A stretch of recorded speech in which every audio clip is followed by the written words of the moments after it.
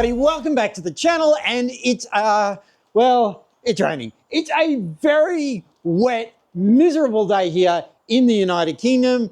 I know a lot of people will say that's always the case here, but honestly it's not that bad. Yes, it's not like California or Sydney or Melbourne. There is a lot more rain, but there's also plenty of good days. We've had quite a few good days recently, but today is not one of them. The thing that I was planning today, the whole schedule called for wrapping this. This car was supposed to get its wrap done this week. This was my plan, was let's get this damn thing done, get it out of the way, get it ready for the shows, put the color on it, put the colors on it, and make it look absolutely mental. The problem is that, well, it hasn't gone as scheduled. We've had a big interruption.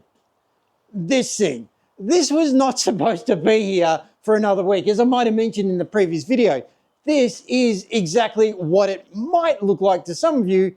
That's a car lift. We've got a car lift. We're going to use it extensively for this car, extensively for that car, and a ton amount more for the car that's hidden back behind there at the moment, the Toyota Supra, which is in desperate need of this because I just can't get anything done without this. So this is a compact car lift. Yes, it is designed for spaces like this. This is a small home garage by Australian and American standards. By British standards, this thing's enormous. You have to understand, here in the UK, a lot of people don't even have garages, or if they do, they convert them and they certainly don't put cars in them. This is a rarity here. Only car enthusiasts in the UK put their cars away. Everyone else just shove them out the front and let them rot in the rain. But let's get back to the point. I was going to wrap this car. I'm not wrapping it now because I've got to do this first. And I've got to do this first because it's literally in the way. Now you might be thinking, well, just move it out of the way. It's 156 kilograms. I'm just going to say that again. It's 156 kilograms, which is about 350 pounds. This thing's not light. This thing's goddamn heavy. Now, it is in 3 pieces. Each piece breaks it down to about a third, but it's portable. That's the advantage of this system.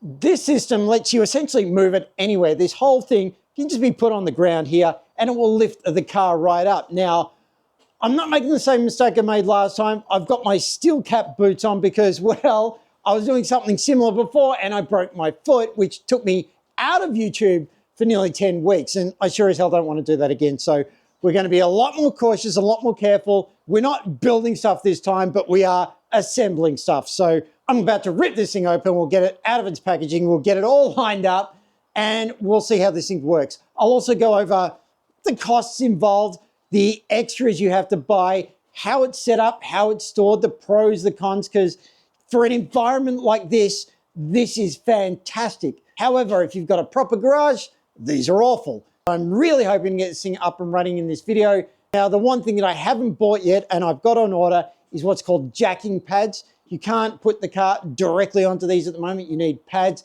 basically just a rubber puck. You put them on these things and then you lift the car up. This is a funny car for lift points because the lift points on this car, well, they're just flat. They're just plain. There's no real anything. You just find them and push up from there.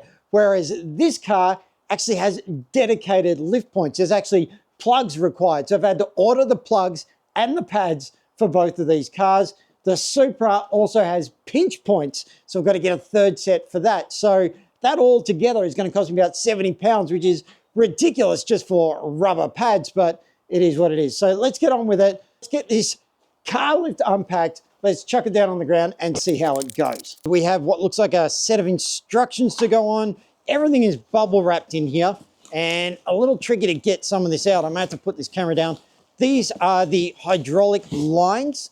In here is what looks like just a singular unit with a connector on it. It's all bubble wrapped up. So let me get it out and we can take a better look at it once it's unpacked. Okay, just walking you through what we actually got in the pack here. The very first obvious thing you all saw was the oil.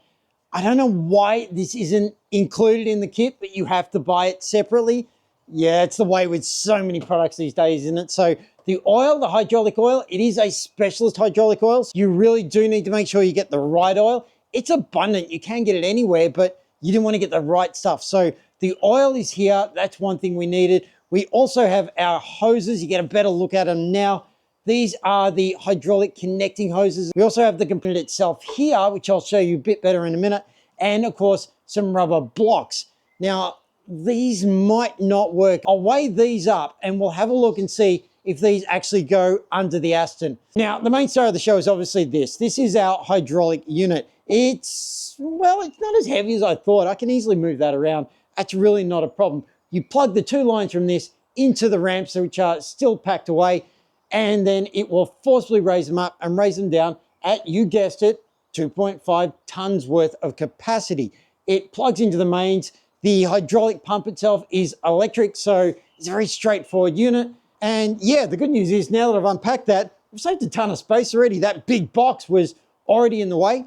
Time to get these smaller boxes unpacked and see how much space we save out of these. But these are the big ones. These are the heavy ones. So yeah, let's get these things unpacked. Okay, there we go. It's all unboxed, unpackaged, and god damn, there's not much to it. We have the main unit here, and as you can see, it's just a unit. There's one piece to it. Yes, it's got a handheld device to it that goes to it, but it's all essentially interconnected, so it's one piece. We have our cables here, which are, well, there's two of them, but they're really kind of just one piece because they're both identical cables. And of course, we got the frame rails here. So these frame rails are absolutely solid. These are units. Again, it's 2.5 ton rated. Now, that's combined. It's not one unit. Both of them together make 2.5 tons. And essentially, all I got to do now is plug it in, put it together, and get it working. Also, we've obviously got the oil, but for the most part, it's there. Now, there is a problem I've already run into with these. That first problem is, well, it's size and maneuverability. These are not as easy to move around as I thought. So without the packaging, each of these railings, they're about 45 kilograms, maybe as much as 48, but I reckon they're about 45 kilograms, which is roughly about 110, 105, 110 pounds each. They're not light. They don't move around very easily. That weight really, yeah, it makes it very hard to move around. I was planning on having these things stood up on their ends, stored over in the back there. Yeah, I don't think that's going to be possible anymore. They're just too heavy duty to do that. For now, I think I can see what we can do with them, and that is we can put them under the cars. So literally, these will sit probably right here for now. We'll be able to drive the Mercedes in over the top of these for now. So each day, these things will just be under the car, and then when we need them, we pull them out and put them somewhere. But for now, yeah, these, problem number one, where to put them and how to store them.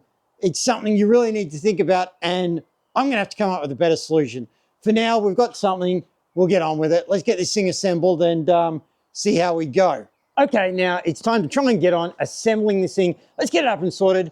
I have got the manual here, and this thing's a bit of a joke, to be honest, because in the manual, the way it describes this machinery, you would think of it as closer to a nuclear weapon. The disclaimers for liability of damage and so on are just insane. In fact, this manual goes so far as to suggest that if you're not trained on this very specific piece of equipment, you should not ever use it, let alone assemble it or anything. Despite the fact that they'll put it in a box and send it to you with instructions on how to do it, there's a disclaimer that says, don't do it. Yeah, anyway, let's get on with it. We're gonna follow the supplied instructions in the kit which they supplied me and try and put this thing together and see what happens. Let's get on with assembling this thing and getting our car lift going. Let's go.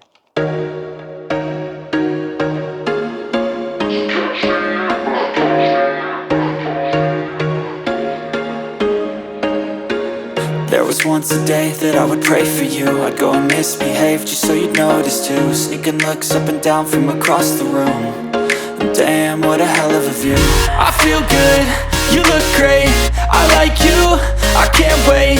A first time, a first date, you're so fine, I'm so late. Okay, there we go, a relatively successful test. We're not gonna know for sure until it's under the car, but it's performed exactly the way it's supposed to. It's gone precisely the way the instruction manual said it would. I have followed the instruction manual 100%, so it's now time to sort of pack all this up, get it a bit tidy in here, and start thinking about testing it on the car. One interesting, cool little point with these lifts is on pretty much all their documentation, I swear the image that they're using is a DB9. Take a look at this. If we actually come down here and look at this little logo here, that is a DB9. I'm telling you, it looks exactly like one. And it's the same on a ton of all their stuff. This lift system, I'm sure they looked at a DB9 and thought, yeah, that's a good looking car. Let's put a ton of that on our lift for all the logo information because it just looks like it. So I've got a car lift which very clearly has Aston fans behind it because that to me looks like a DB9. It could be a Vantage, but yeah, I like to think that's a DB9. So good job to the manufacturers, and I'm quite sure I picked the right car lift.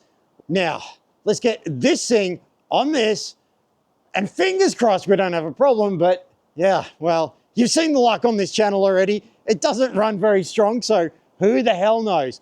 Let's give this a shot. Let's go.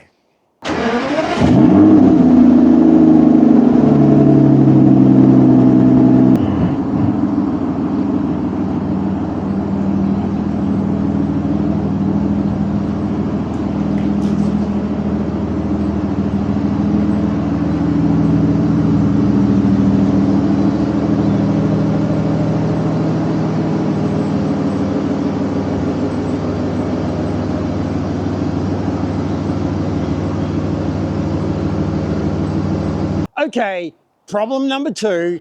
This is a teething problem. We'll sort it out, but it's a problem.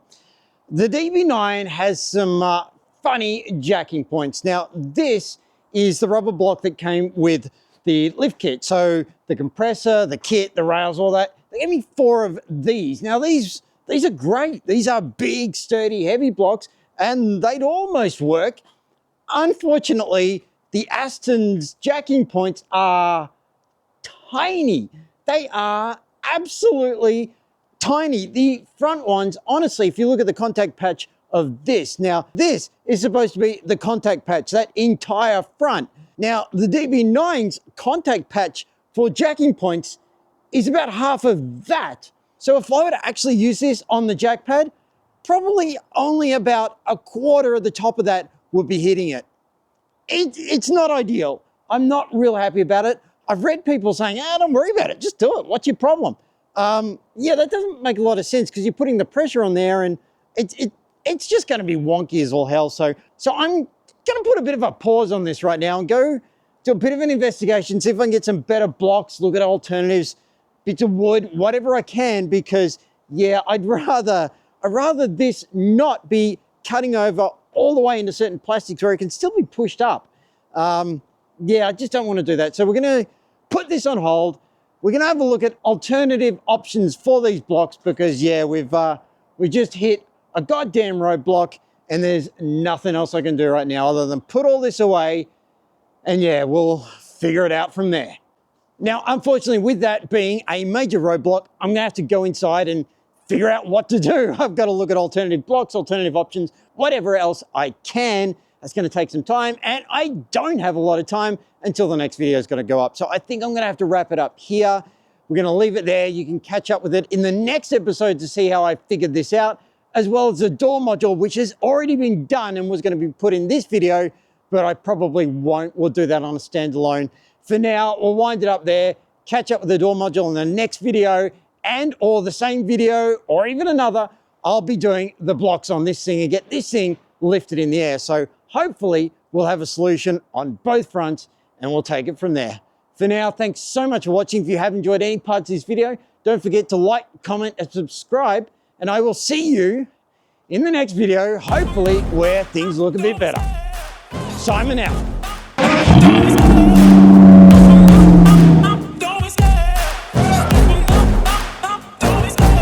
Love the chase and the hunt, and I set the pace when I'm running. I always take what I want and I always give it 100. Don't need a bank, no I'm funded. Play the game like it's nothing. I'm always thankful for something. Don't take for granted, stay humble. Now wake up, it's time to look at the enemy. Look in the mirror if he is no friend to me. It's not working out, maybe it's the chemistry. It's time to